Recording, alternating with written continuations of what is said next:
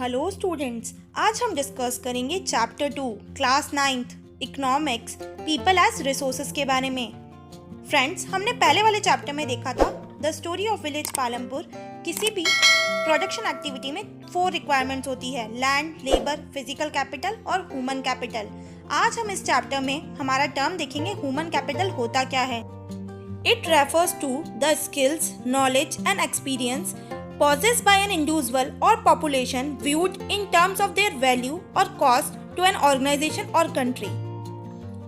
और हम कह सकते हैं ये एक स्टॉक होता है स्किल्स का, प्रोडक्टिव नॉलेज का, जो किसी भी पर्सन के अंदर एम्बेडेड किया जाता है ताकि हमारी कंट्री की ऑर्गेनाइजेशन को ग्रोथ मिल सके। जो हमारी पॉपुलेशन होती है कंट्री की, जब हम उसमें इन्वेस्टमेंट करते हैं, investment in the form of educate कराते हैं, ट्रेनिंग देते हैं और प्रॉपर मेडिकल केयर देते हैं, तो वो सारी चीज़ें हमारा ह्यूमन कैपिटल कहलाती है। फॉर एग्जांपल बात करें, आज आपके पेरेंट्स आपको स्कूल में एजुकेट करा रहे हैं, आपने एजुकेशन ली, पेरेंट्स ने आपके ऊपर इन्वेस्टमेंट किया। इसके बाद आप कॉलेज में अपनी पढ़ाई करते हैं, कॉलेज में भी आपको ट्रेनिंग वगैरह प्रोवाइड हो जाती है। उसके बाद आप फील्ड में जाते हैं, अपना वर्क करते हैं, कोई सक्सेसफुल बिजनेसमैन बनता है, कोई सक्सेसफुल एम्प्लॉयर बनता है। तो आपके पेरेंट्स ने पहले आपके ऊपर इन्वेस्टमेंट किया और बाद में आप इकोनॉमी के लिए एक प्रोडक्टिव रिसोर्स साबित हुए, जिसको हम कहते हैं हमारा ह्यूमन कैपिटल।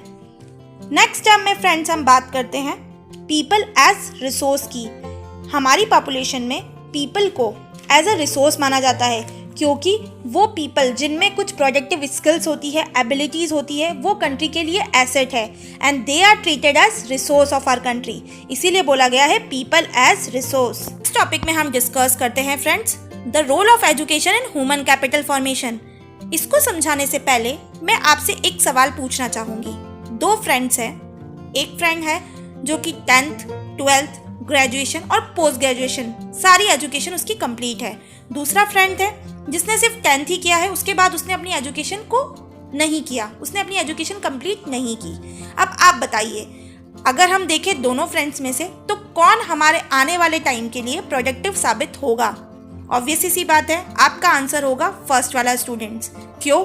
क्योंकि उसने अपनी पूरी एजुकेशन कंप्लीट करी है। तो जब उसने पूरी एजुकेशन कंप्लीट करी है तो उसके पास स्किल्स है, नॉलेज है, और उन दोनों का इस्तेमाल करके वो आने वाले टाइम में हमारी इकोनॉमी के लिए एक फ्रूटफुल रिसोर्स साबित होगा। जबकि जो दूसरा फ्रेंड है वो हमारी इकोनॉमी के लिए फ्रूटफुल रिसोर्स साबित नहीं होगा। तो यहाँ पर हम बात कर रहे हैं हमारे एजुकेशन की। एजुकेशन किस चीज़ में और किस तरह से रोल प्ले करता है? First, education aids to the quality of labour. This enhances total productivity. Education किसी की भी क्वालिटी इंप्रूव कर सकता है और उसकी प्रोडक्टिविटी को बढ़ा सकता है। Next, education helps individual to make better use of the economic opportunities available before him. Education किसी भी इंडिविजुअल की एबिलिटी को, इकोनॉमिक अपॉर्चुनिटीज को बढ़ा सकता है जो भी उसके पास अवेलेबल है।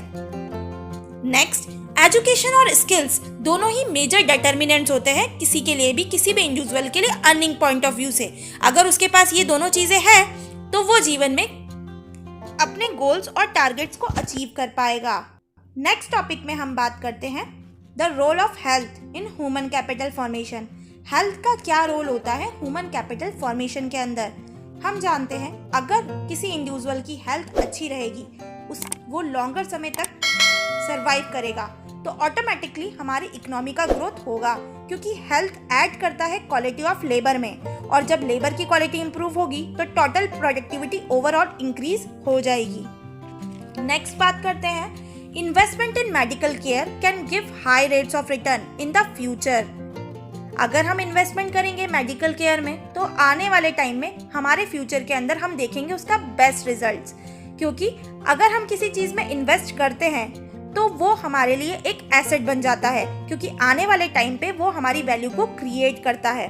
और इसीलिए लैंड और कैपिटल 2 इम्पॉर्टेंट रिसोर्स है। वैसे ही हमारा मेडिकल, वैसे ही हमारा हेल्थ केयर फैसिलिटी एक इम्पॉर्टेंट रिसोर्स है। नेक्स्ट टॉपिक में हम बात करते हैं friends activities undertaken in the primary, secondary and tertiary sectors. हम तीनों सेक्टर्स को 1 बाय 1 देखते हैं कि किसके अंदर क्या क्या चीज़ें आती हैं। पहला है प्राइमरी सेक्टर।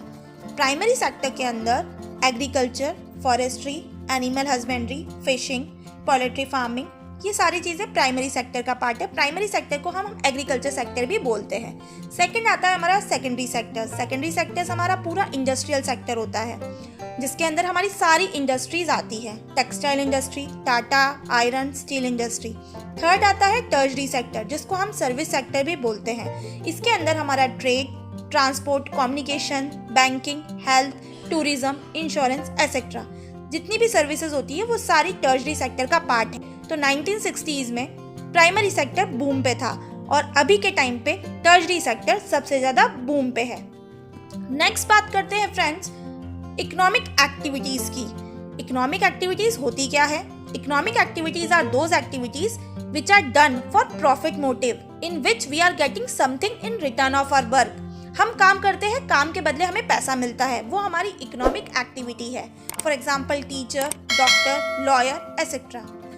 इकोनॉमिक एक्टिविटीज को भी दो पार्ट में क्लासिफाई किया गया है, market activities and non market activities. अब मार्केट एक्टिविटीज होती क्या है? Market activities it involves remuneration to anyone who performs, that is activity perform for pay और प्रॉफिट। ऐसी एक्टिविटी जो कि पैसा कमाने के लिए और प्रॉफिट मेकिंग के लिए की जाती है, वो कहलाती है हमारी मार्केट एक्टिविटीज। नेक्स्ट बात करते हैं नॉन मार्केट एक्टिविटीज। तो they are perform for the production of self consumption, जो अपनी खुद की जरूरतों के लिए की जाती है बिना किसी प्रॉफिट मोटिव के, वो कहलाती है नॉन मार्केट एक्टिविटीज। नेक्स्ट में बात करें तो मार्केट एक्टिविटीज के अंदर हम production of goods and services को इंक्लूड करते हैं, फॉर एग्जांपल गवर्नमेंट सर्विस। और नॉन मार्केट एक्टिविटीज के अंदर हम consumption, processing of primary product and own account production of fixed assets, इनको इंक्लूड करते हैं हम हमारे नॉन मार्केट एक्टिविटीज के अंदर। नेक्स्ट पार्ट में हम बात करते हैं friends difference between economic activities and non economic activities. Economic activities are those activities that generate income are called economic activities. जिन एक्टिविटीज को करने में हमें इनकम जनरेट होती है, हमें पैसा मिलता है, उनको हम कहते हैं इकोनॉमिक एक्टिविटीज। और non economic activities are all those activities that do not generate any income, जिनको करने में हमें कोई इनकम जनरेट नहीं होती, जो हम हमारे सेल्फ सेटिस्फैक्शन के लिए करते हैं, उनको हम कहते हैं नॉन इकोनॉमिक एक्टिविटीज। एग्जाम्पल की बात करें, इकोनॉमिक एक्टिविटीज के अंदर carpenters work, farmers work, teachers job etcetera, ये सारे इकोनॉमिक एक्टिविटीज के पार्ट है। और नॉन इकोनॉमिक एक्टिविटीज की बात करें, helping the poor people, charity activity, doing work freely are non economic activities, जिनका मोटिव पैसा कमाना नहीं होता है, जिनका मोटिव होता है सेल्फ रिस्पेक्ट देना, लव देना, अफेक्शन देना, और जो इस भावना से किया जाता है उनको हम कहते हैं नॉन इकोनॉमिक एक्टिविटीज। फ्रेंड्स, अगर आपको मेरी ये वीडियो पसंद आई है तो वीडियो को लाइक करें, शेयर करें, और चैनल पे नए हैं तो चैनल को सब्सक्राइब करना ना भूलें। जल्द मिलते हैं नई वीडियो के साथ।